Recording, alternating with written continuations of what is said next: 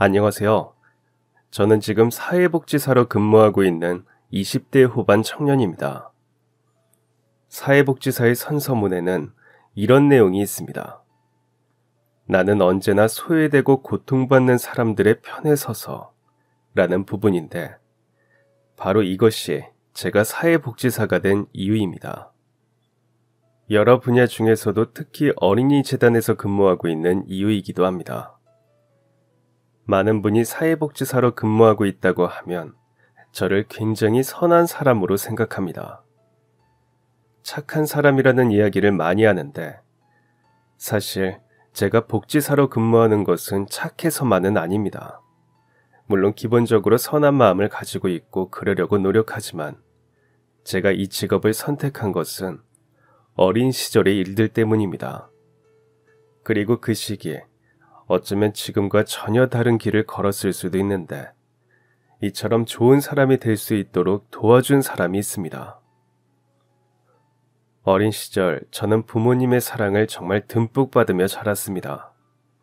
아무리 부모님이지만 어떻게 이렇게까지 나를 사랑해 줄 수 있을까 생각이 들 정도였습니다. 그런 부모님을 만난 것이 저에게는 아주 큰 행운이었습니다. 운이 없이 태어났다고 생각한 삶이었는데 말입니다.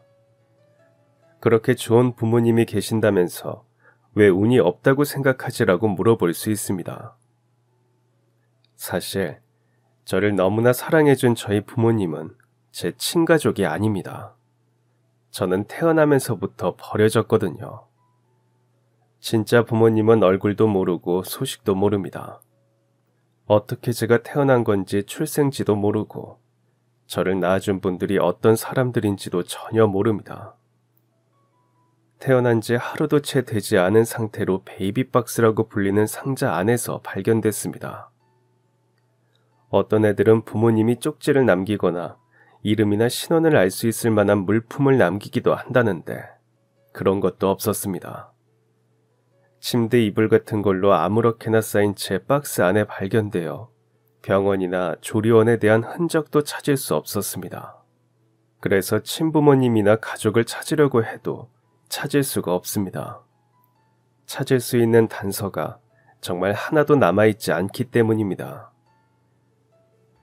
요즘은 유전자 검사를 통해서도 가족을 찾는 사람들이 많다고 들었습니다. 뉴스에서도 종종 보고 복지 선물을 하다 보니 관련 기관에서 소식을 듣기도 합니다. 물론 그전에도 유전자 검사에 관한 이야기를 듣고 나도 한번 해볼지 생각하기도 했습니다. 하지만 그런 생각도 잠시 저는 바로 포기했습니다. 이유는 간단했습니다.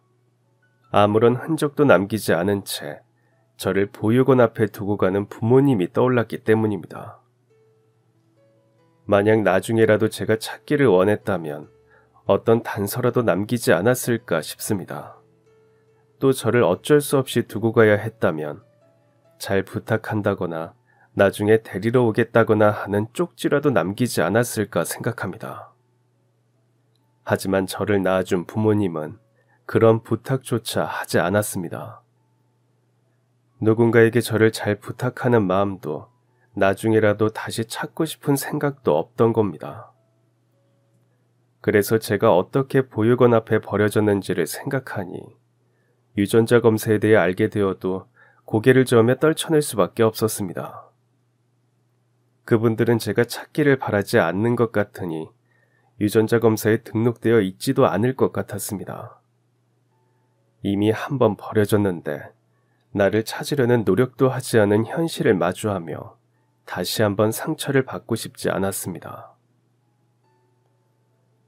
생을 처음 시작하는 순간부터 나를 가장 사랑해야 할 사람으로부터 버려지는 경험은 분명 큰 상처였습니다.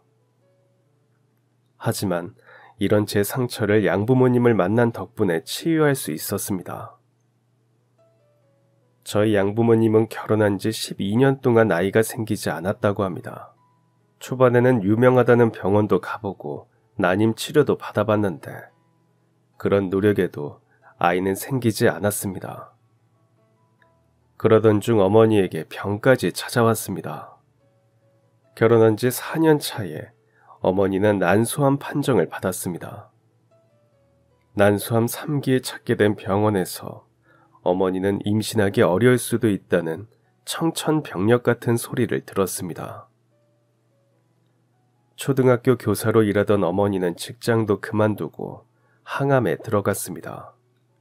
치료를 한 후에는 임신을 기대할 수 있지 않을까 하며 수술을 받고 열심히 항암에 들어갔습니다.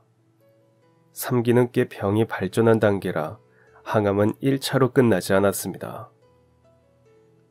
계속되는 항암이 지치기는 했지만 그래도 얼른 이겨내서 아이를 만나고 싶다는 생각으로 두 분은 버텼다고 합니다. 하지만 반복되는 항암 속에서 시간은 계속해서 흘러갔고 무려 6차례의 항암 끝에 겨우 어머니는 완치 판정을 받을 수 있었습니다. 하지만 이미 나이는 30 후반, 아이를 갖기에는 너무 늦었다는 생각이 들었습니다. 몸도 약해지고 계속되는 항암 이후 더 이상 아이를 갖기 어려운 상태가 되었습니다. 아마도 이번 생에 우리에게 아이는 없나 보다 생각했다고 합니다. 그러던 중 어머니는 친구의 제안으로 아동기관에서 봉사하게 됐습니다.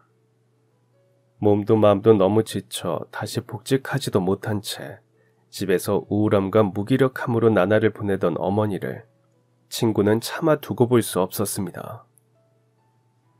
그래서 자신이 일하는 기관에서 일을 도와달라고 어머니에게 연락했습니다. 어머니는 너무 지쳐 움직이고 싶지 않았지만 대학 시절부터 친한 친구의 부탁에 기관에서 봉사를 하기로 했습니다. 과거 초등학교 교사로 근무하던 어머니는 일주일에 한두 번 정도 센터에 방문해서 아이들 교육을 비롯한 사무 업무를 도왔습니다. 결혼과 출산으로 가족을 꾸린다고 생각했던 어머니는 센터에서 근무하면서 달라졌습니다. 그동안 아이를 낳는 것만 생각했는데 전국에 수없이 많은 아이가 가족을 찾지 못한 채 자라는 것을 보게 된 것입니다. 가끔 하던 보육원 봉사나 후원과는 달리 직접 센터에서 서류 업무까지 처리하다 보니 자신이 아는 것보다 더 많은 아이들이 가족을 찾고 있다는 것을 알게 됐습니다. 놀랍지? 이렇게 많은 아이들이 자신의 가족을 찾고 있다는 게. 나도 새로운 아이들을 만날 때마다 놀라고는 해. 부모님이 돌아가신 아이들도 있고 아이의 얼굴도 모른 채 버려진 친구들도 있어. 집안 형편이나 이혼 등 어쩔 수 없는 상황으로 인해서 아동기관을 찾은 경우도 있고 신생아부터 아동, 청소년, 정말 많은 아이들이 여러 기관으로 보내지고 있어. 그 중에는 가족을 찾는 아이들도 있지만 10대 후반이 되어 자립을 준비하기까지 함께할 가정을 찾지 못하는 경우도 많아. 이 아이들에게는 자신을 돌봐줄 사람이 필요하고 너희는 자식을 원하니까 어쩌면 가정이라는 울타리를 만들기 좋은 조합이 아닐까 싶어. 꼭 입양하라는 게 아니라 이런 선택지도 있다는 것을 너에게 알려주고 싶었어. 센터의 원장님으로 있는 친구의 말에 어머니는 마음이 흔들렸습니다. 엄마 아빠를 애타게 찾고 있는 아이들과 자식을 간절히 바라는 부부는 서로 바라는 바가 같았습니다.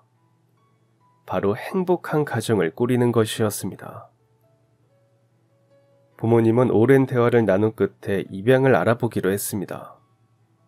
입양하고 싶다고 해서 바로 되는 것도 아니고 이 역시 여러 자격검사를 통해 기회가 주어져야 가능했습니다. 그리고 자격검사보다 먼저 통과해야 할 곳이 있었습니다. 그건 바로 아버지의 어머니, 제 친할머니였습니다. 남편이 일찍 세상을 떠난 후 할머니는 여자 혼자 힘으로 아버지를 키웠습니다. 할아버지가 하던 어묵 공장을 직접 운영하면서 일을 했고 인건비를 줄이기 위해 자신이 밤낮으로 근무를 뛰었습니다. 공장도 수입이 꽤 좋기는 했지만 할머니는 사업 수완이 좋고 안목이 뛰어난 분이었습니다. 자신은 먹고 쓰지 않는 돈으로 전자회사의 주식과 강남의 땅을 샀는데 그 두 개가 크게 대박이 났습니다. 그리고 거기서 번 돈으로 할머니는 다시 강남 지역에 상가를 샀는데 그곳에 아주 유명한 해외 커피 브랜드가 들어오면서 구매 당시보다 5배는 더 가격이 올랐습니다. 몇 배의 수익을 낸 돈으로 다시 한남동과 성수, 왕십리 근처에 아파트를 구입했습니다. 할머니가 손대는 것마다 대박이 났고 하는 일마다 승승장구했습니다. 그 덕분에 아버지는 돈 걱정 없이 의대에 진학해 원하는 공부를 할 수 있었습니다. 열심히 쌓은 재산과 부동산, 주식을 모두 뒤로 하고 할머니에게 가장 소중한 것은 아버지였습니다. 할머니가 그렇게 열심히 돈을 모은 이유도 모두 아버지 때문이었습니다. 남편이 세상을 떠나고 홀어머니 밑에서 자랐다고 아버지가 무시당하지 않도록 하기 위해서 그렇게 애를 썼던 것입니다. 공장이 어려울 때 자신은 제대로 먹지 못해도 아버지의 도시락에는 고기 반찬을 넣어주던 분이었습니다. 할머니에게 아버지는 이 세상 무엇과도 바꿀 수 없는 소중한 보물이었습니다. 그리고 그 다음으로 소중한 보물이 될 손주를 아주 오랫동안 기다렸습니다. 집안의 대를 이을 진짜 손주를 말입니다. 그러다 보니 당연히 부모님이 입양 이야기를 꺼냈을 때 반응은 좋지 않았습니다. 좋지 않았다는 표현보다는 크게 반대했다는 말이 맞을 것 같습니다. 어머니, 저희 아이를 입양하려고 합니다. 입양? 보육원에 버려진 아이를 데려오겠다는 거냐? 네, 가족을 찾는 아이들에게 저희가 부모님이 되어주려고 해요. 아이들에게는 엄마 아빠가 필요하고 저희는 자식을 바라니까요. 최씨 집안이 아닌 자식을 데려오겠다고? 부모가 누구인지 출처도 불분명한 그런 애들 지금 우리 집안에 들이겠다는 거니? 어머니, 꼭 그렇게만 볼 게 아니라 가정의 울타리가 필요한 아이들에게 저희가 부모님이 되어주려는 거예요. 아휴, 듣기 싫다. 어떻게 이 집 대를 이을 자식을 다른 데서 데려오겠다는 건지 난 이해가 안 되는구나. 남의 피를 어떻게 우리 집에 이름을 올려? 말도 안 된다. 절대 안 되는 일이야. 내가 이번에 용하다는 절을 알아왔는데 나 아는 사람도 딸이 거기 가서 기도를 올리고 임신했다고 하더구나. 너희도 나랑 같이 거기나 다녀오자. 어머니, 아들이 외과 의사인데 절이라뇨. 저희도 아이를 가지려고 많이 노력했지만 이제는 저도 이 사람도 나이가 있어서 자연 출산은 어려워요. 어렵게 임신한다고 해도 유지가 될 수 있을지도 모르고 출산하는 과정도 쉽지 않을 거예요. 그러다 이 사람 다시 건강이라도 나빠지면 큰일이고요. 그러게, 왜 하자 있는 애랑 결혼해서, 아니면 요즘 대리모라는 것도 있던데 그런 걸 알아보면 어떠냐? 그날 아버지는 할머니와 크게 싸웠다고 합니다. 할머니를 설득하는 게 쉽지 않을 거라고 각오하기는 했지만 어머니에게 모욕적인 말을 서슴없이 하는 모습에 아버지 역시 실망했습니다. 또 다른 여자를 만나 아이를 낳으라는 할머니의 말을 들으며 아버지는 우리 엄마가 이런 사람이었나 싶어 슬프기도 했다고 합니다. 결국 그날은 할머니를 설득하지 못한 채 돌아와야 했습니다. 하지만 이미 한 번 마음을 굳힌 두 분은 할머니의 반대에도 물러서지 않았습니다. 아버지는 이번만큼은 절대 어머니의 뜻을 따르지 않겠다고 굳게 결심했습니다. 그래서 할머니가 허락하지 않았지만 센터를 찾아 입양을 신청했습니다. 서로 의견은 달랐지만 어려운 환경에서도 자식에게 헌신한 어머니와 멀어질 수는 없었습니다. 할머니가 반대해도 입양에 대한 의지는 굽히지 않을 거지만 그렇다고 인연을 끊고 살 수는 없었습니다. 그래서 아버지는 그 후 다시 할머니를 찾아 설득했습니다. 그 과정이 쉽지는 않았습니다. 오히려 입양 신청을 위한 서류를 준비하는 것보다 할머니를 설득하는 게 훨씬 힘이 들었습니다. 할머니에게 부탁도 해보고 화도 내보고 무릎 꿇고 빌어도 봤습니다. 그리고 한 달을 넘게 할머니를 설득한 결과 마침내 탐탁치 않은 허락을 얻을 수 있었습니다. 그래, 너희가 그렇게까지 이야기하고 더 이상 아이를 낳을 방법이 없다고 하니 그건 알겠다. 대신 그 아이에게 최씨성이 붙은 것이 부끄럽지 않도록 키워야 할 거야. 남의 집 자식이 들어와서 우리 집안에 먹칠하는 꼴 나는 절대 못 본다. 혹시 사고치거나 우리 집안에 어울리지 않는다는 생각이 들면 당장 보내는 거야. 알겠니? 이 집안에 어울리는 자식으로 키우려면 남들보다 몇 배는 더 노력해야 할 거다. 나도 더 엄하게 굴 거니까 그것까지 말릴 생각하지 말아라. 나뿐만 아니라 너희 명예를 위해서도 그렇게 해야 해. 나중엔 오히려 나한테 고맙다고 할 거다.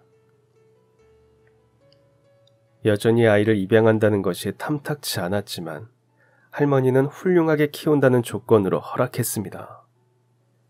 물론 할머니의 허락과 상관없이 입양 신청 이후 절차는 계속 진행되는 중이었습니다. 또 알겠다고 대답은 했지만 제가 혹시 공부를 못하거나 할머니 기대에 미치지 못해도 다시 돌려보낼 생각도 없었습니다. 이렇게 두고 보니 아버지의 고집도 할머니를 닮은 게 아닌가 하는 생각이 듭니다. 외과 의사인 아버지와 전직 교사였던 어머니, 그리고 건강에 문제도 없고 재산까지 여유로운 할머니까지 제 가족은 아이를 입양하기 더할 나위 없이 완벽한 가정이었습니다. 어머니가 난소암으로 고생하기는 했지만 완치 판정을 받았기에 결격 사유가 되지는 않았습니다. 그렇게 두 분은 당시 2살이었던 저를 만나게 되었습니다. 두 분은 저를 처음 만났을 때 바로 이 아이다라는 생각이 들었다고 합니다. 솔직하게 말하면 입양을 신청하고 나서도 고민이 많았어. 아이를 원해서 입양을 신청하기는 했지만 그래도 내가 낳은 자식이 아닌데 내가 정말 사랑할 수 있을까 확신이 없었거든. 우리가 결심한 일이니까 끝까지 책임지겠다는 다짐은 했지만 무서웠어. 아이를 데려와서 사랑을 주지 못할까봐. 그런데 처음 너를 본 순간 바로 알았어. 아, 이제 우리가 가족이구나. 우리는 이 아이를 위해서 무엇이든지 하겠구나. 네가 동그란 눈으로 우리를 쳐다보는 그 얼굴을 본 순간 알겠더라고. 너를 영원히 사랑할 거라는 걸. 제가 어릴 때부터 어머니와 아버지는 입양 사실을 이야기해 주었습니다. 물론 저를 한겨울바람보다 차갑게 바라보는 할머니의 시선 때문에 입양 사실을 이야기하지 않아도 눈치를 챘을 수 있습니다. 그래도 부모님은 혹시나 제가 갑자기 알게 되어 충격을 받지 않도록 미리 이야기를 해준 것이었습니다. 아주 어릴 때부터 입양이라는 게 무엇인지도 이야기해주고 어머니가 저를 낳지 않아도 저희가 가족이라는 것을 이해할 수 있도록 큰 노력을 해주었습니다. 부모님의 노력 덕분에 저는 어릴 때부터 제가 입양하라는 사실을 알았지만 소외감을 느끼거나 우리 가족에 어울리지 않는다고 느끼지 않았습니다. 많은 사람들이 서로 다르게 가족의 형태를 이룬 것처럼 우리 역시 조금 다른 방법을 선택한 것으로 생각했습니다. 그리고 오히려 저희 부모님은 자식을 간절히 원해서 저를 데리고 왔기에 그 애정이 더 크고 확실하다고 느꼈습니다. 모든 부모가 자식을 사랑하겠지만 저희 어머니와 아버지는 유독 더 저를 많이 아낀다고 생각했습니다. 부모님과의 사이는 너무나도 좋았지만 할머니와는 그렇지 못했습니다. 제가 어릴 때부터 할머니는 저에게 매우 엄격했습니다. 밥을 먹을 때 소리를 조금이라도 내도 호통을 치고 아직 4~5살밖에 되지 않았을 때도 조금이라도 신이 나서 뛰었다가는 어김없이 큰 소리가 날아왔습니다. 물론 저를 그렇게나 엄격하게 대한 덕분에 또래 아이들보다 저는 더 빠르게 예절을 철저히 배울 수 있기는 했습니다. 그 방법이 조금 거칠기는 했지만 그래도 저에게 도움이 전혀 되지 않았다고는 할 수 없습니다. 할머니는 예절뿐만 아니라 제 공부에도 아주 많이 신경을 썼습니다. 부모님은 오히려 저에게 억지로 공부를 시키거나 꼭 잘해야 한다고 강조하지 않았습니다. 공부보다는 밝고 건강한 아이로 자라는 게 더 중요하다고 늘 강조했습니다. 하지만 할머니는 달랐습니다. 4살 때 글자를 막 읽기 시작할 때부터 할머니는 만나면 저에게 책을 읽어보라고 시켰습니다. 그리고 틀릴 때마다 화를 내면서 크게 혼을 냈습니다. 초등학교에 입학하고 나서는 시험을 보면 항상 자신에게 점수를 알려달라고 했고, 이번엔 몇 점을 받았냐고 집에 전화도 했습니다. 그래서 저는 어릴 때 할머니가 너무 무서웠습니다. 만나면 항상 화를 내고 혼을 냈으니 무섭지 않을 수가 없었습니다. 또 할머니는 너무 차가웠습니다. 굳이 말로 나는 네가 너무 싫다라고 이야기하지 않아도 온몸으로 저를 얼마나 싫어하는지 느낄 수 있었습니다. 그래서 할머니의 얼어붙을 것 같은 서늘한 눈빛이 두려웠습니다. 그러다 보니 할머니와의 사이는 가까워질 수 없었습니다. 할머니의 그림자만 나타나도 벌벌 떨었으니까요. 할머니와의 사이가 좋지 않아도 크게 상관은 없었습니다.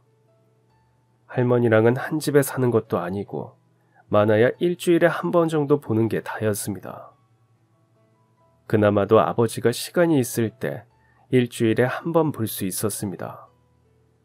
물론 전화로도 학교 성적을 듣고 혼나기는 했지만 그 정도는 버틸 수 있었습니다.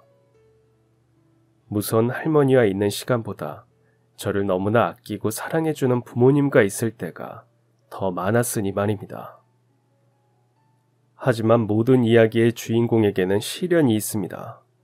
그리고 이 이야기의 주인공인 저에게도 역시나 시련이 찾아왔습니다. 사실 제가 감당하기 쉽지 않은 시련이었습니다. 아무리 이야기의 주인공이라고 해도 너무 가혹하게 느껴지는 시련이었습니다. 15살, 제가 중학교 2학년 때였습니다. 아버지는 지방에서 학회가 있었고 마침 근처에서 어머니의 옛 제자가 결혼한다는 소식을 알려왔습니다.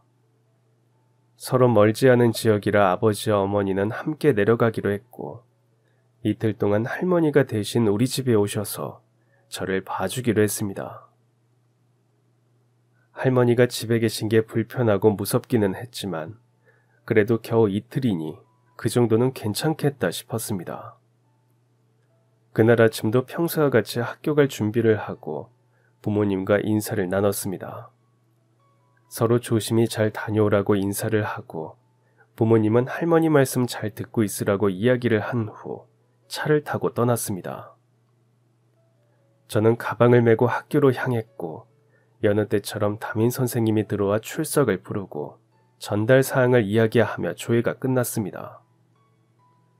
그리고 이어서 수업이 이어졌습니다. 수업하고 쉬는 시간에는 친구들과 새로 나온 게임 이야기도 하고 숙제를 보여달라는 친구에게 빌려주기도 했습니다. 정말 다른 날과 다를 것 없는 아주 평범한 하루였습니다. 지금까지와 똑같은 매일 중 하나였습니다. 하지만 언제나처럼 같았던 그 하루가 단 한 번의 부름으로 모든 게 바뀌었습니다. 교실 뒷문으로 나타난 담임 선생님이 제 이름을 부른 순간 말입니다. 선생님의 옆에는 할머니가 함께 서 있었습니다. 손수건으로 연신 눈물을 훔치고 있는 할머니를 본 순간 이상한 느낌이 들었습니다. 평소와 같았던 그 하루가 와장창 깨지는 기분이었습니다. 한 번도 본 적 없는 할머니의 슬픈 표정을 보는데 정말 이상했습니다. 늘 무섭고 강한 분이라고 느껴졌는데 그런 할머니가 저렇게 슬퍼할 일이 있다니 그냥 그 순간 아버지에게 무슨 일이 생겼다고 느낄 수 있었습니다. 하지만 알고 보니 문제가 생긴 것은 아버지만이 아니었습니다. 할머니와 대구에 있는 한 대학병원에 도착했습니다. 병원에 도착하니 아버지와 어머니는 이미 세상을 떠난 후였습니다. 사고가 난 후 병원으로 옮겨졌을 때 운전자였던 아버지는 응급처치 중 세상을 떠났고 어머니는 수술에 들어가자마자 숨을 거뒀다고 합니다. 병원에 도착해 두 분이 세상을 떠났다는 소식을 듣자마자 할머니는 다리에 힘이 풀어졌는지 아이고 소리를 내며 바닥에 쓰러졌습니다. 그대로 정신을 잃은 할머니는 급하게 응급실의 한 침대로 옮겨졌습니다. 그리고 할머니가 깨어날 때까지 저는 그 곁을 지켰습니다.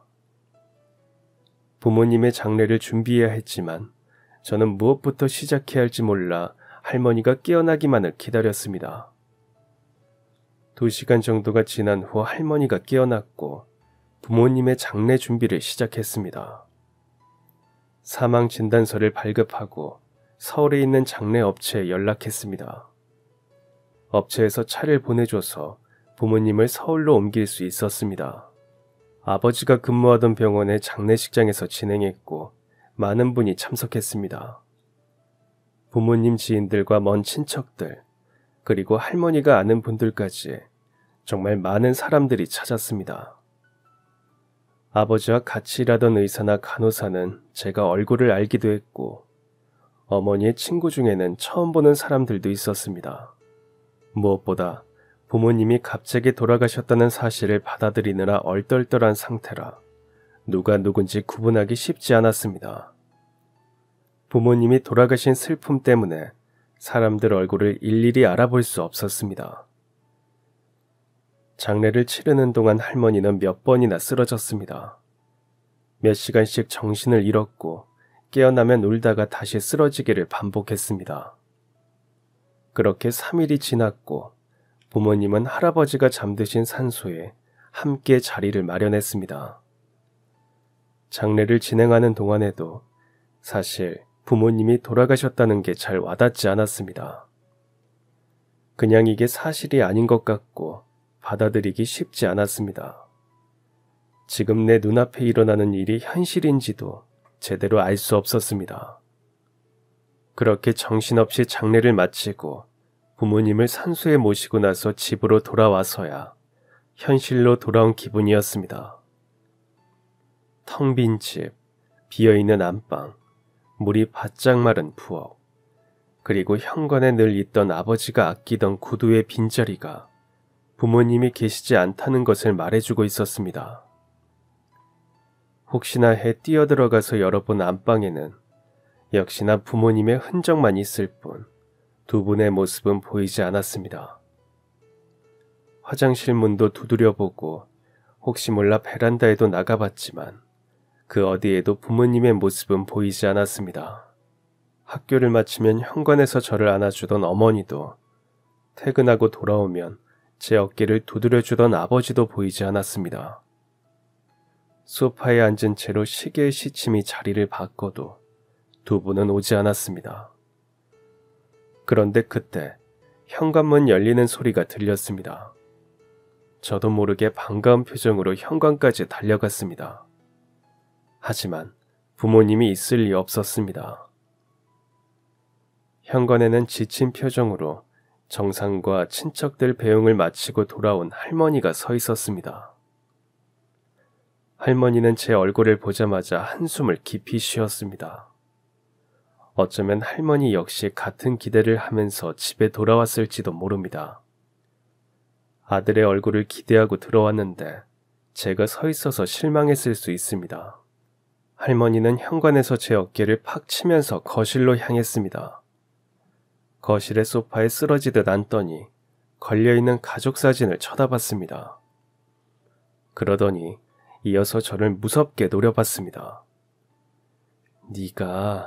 네가 들어와서야 집안에 사람이 잘 들어와야 한다고 했는데 어디서 출처도 모르는 게 집에 들어와서. 할머니는 떨리는 목소리로 분하다는 듯 이야기를 했습니다.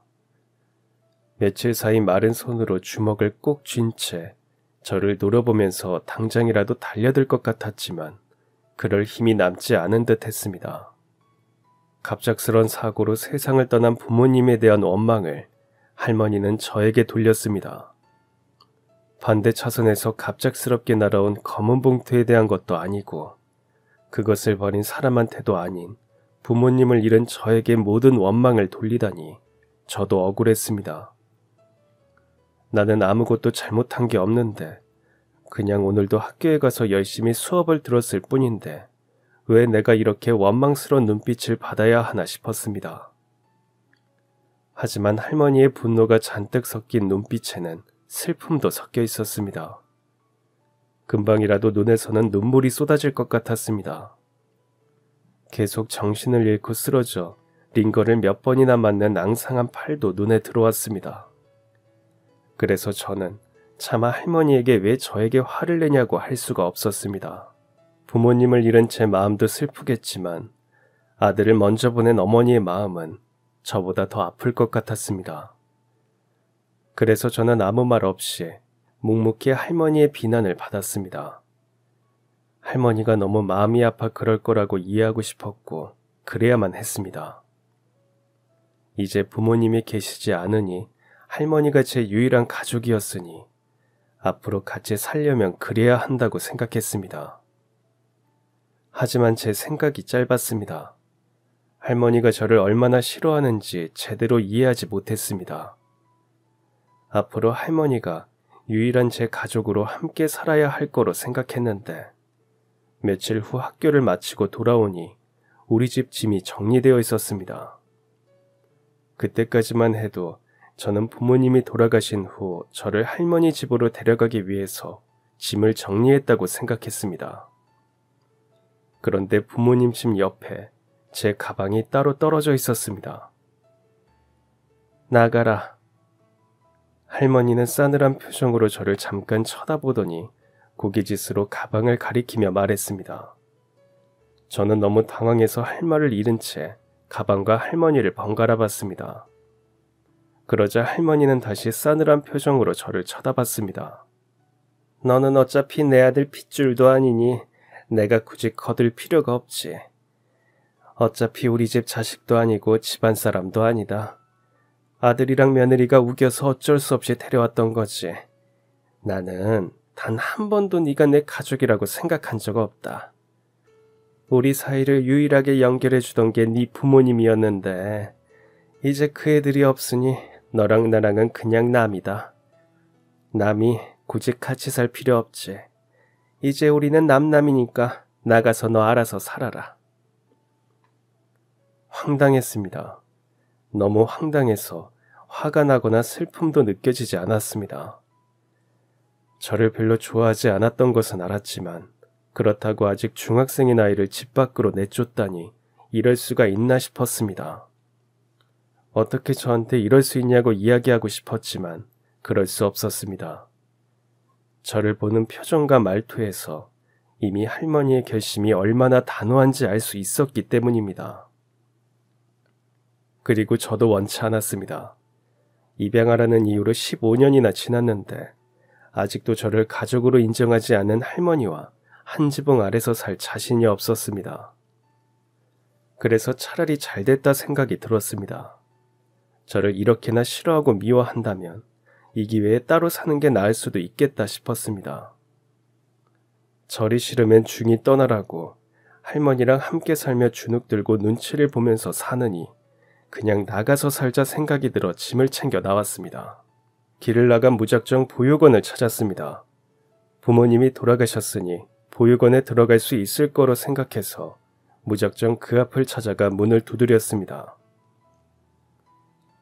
안녕하세요. 저 며칠 전 부모님이 돌아가셨습니다.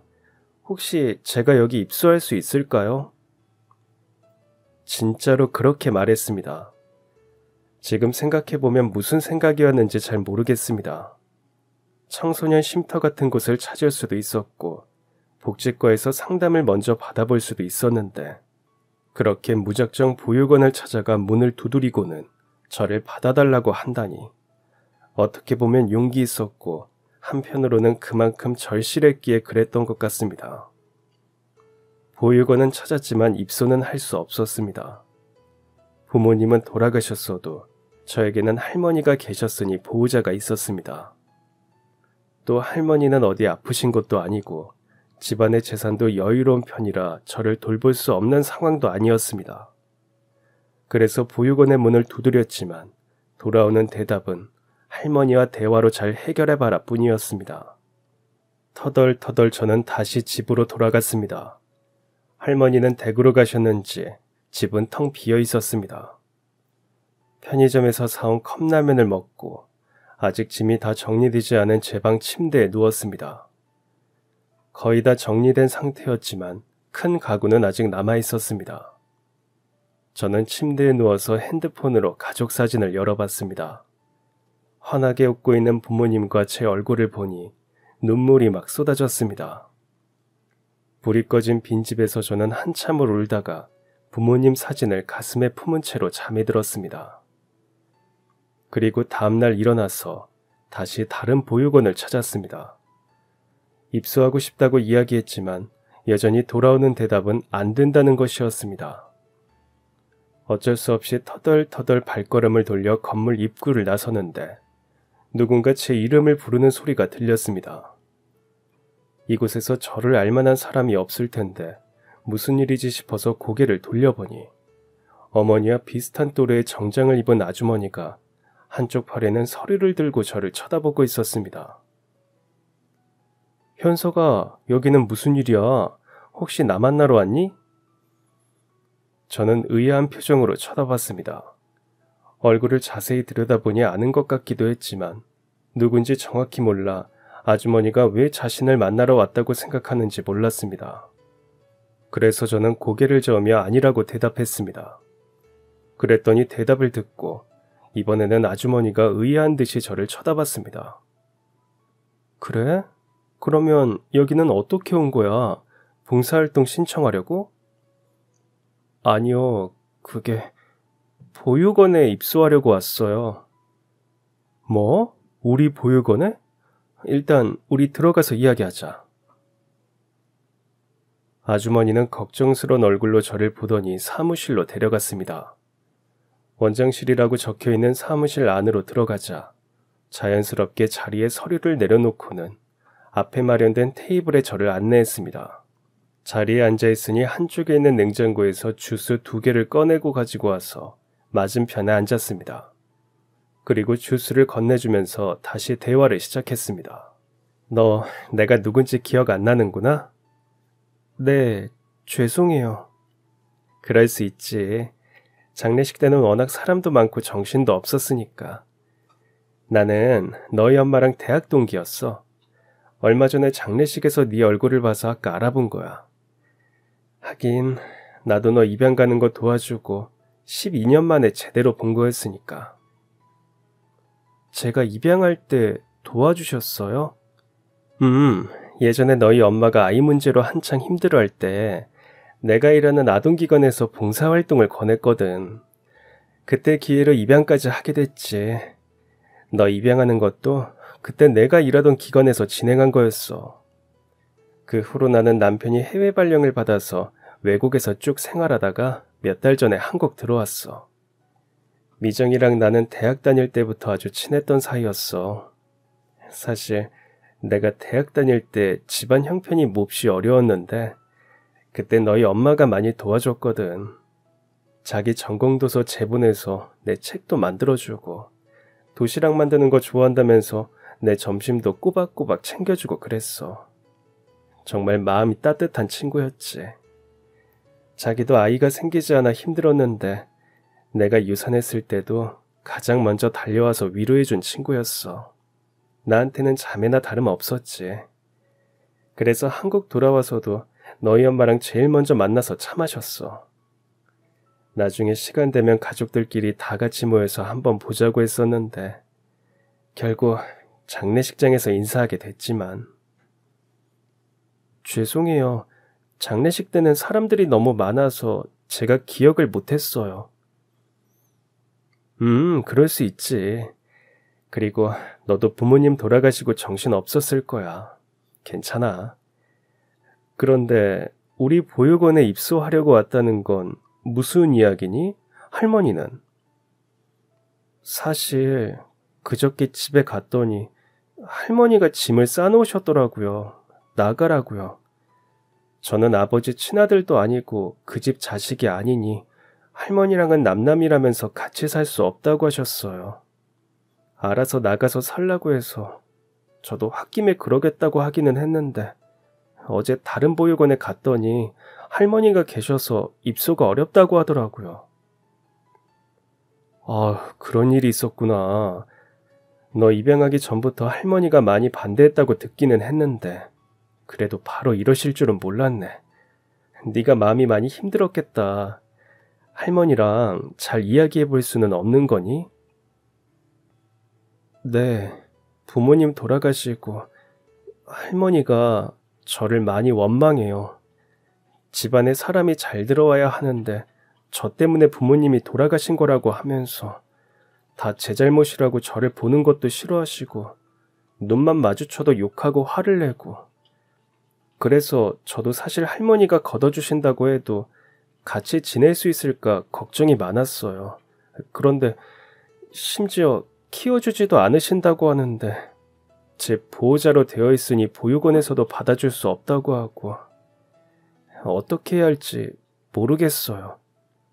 원장님은 제 이야기를 듣더니 갑자기 눈물을 흘렸습니다. 테이블 위에 올려진 휴지를 뽑아 흐르는 눈물을 연신 닦으며 겨우겨우 대화를 이어갔습니다.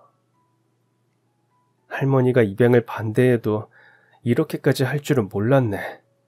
미정이가 남편이랑 널 얼마나 귀하게 키웠는데 할머니도 마음이 아프니까 그러신 거겠지만 그래도 네가 얼마나 소중한 자식이었는데 그런 말씀을 하신다니. 너 처음 만난 날이 아직도 생생해. 너희 부모님이 너 만나고 얼마나 기뻐했는지 몰라. 미정이가 그렇게 행복하게 웃는 모습 대학 때부터 20년 가까이 알고 지냈지만 그때 처음 봤어. 그 후에도 두 사람 너를 정말 사랑으로 키웠어. 널 만나고 세상을 다 가진 듯 행복했던 사람들인데 세상에서 가장 소중한 보물이었는데 그렇게 귀한 아이에게 이렇게 모질게 대하시다니 마음은 이해해도 참 야속하네. 그래도 보호자가 있으니 보육원에 입소할 수 없는 건 맞아. 미안하다. 저는 원장님의 이야기를 듣고 다시 풀이 죽었습니다. 어깨를 축 늘어뜨린 채 손에 들려있는 주스를 초점 없이 바라봤습니다.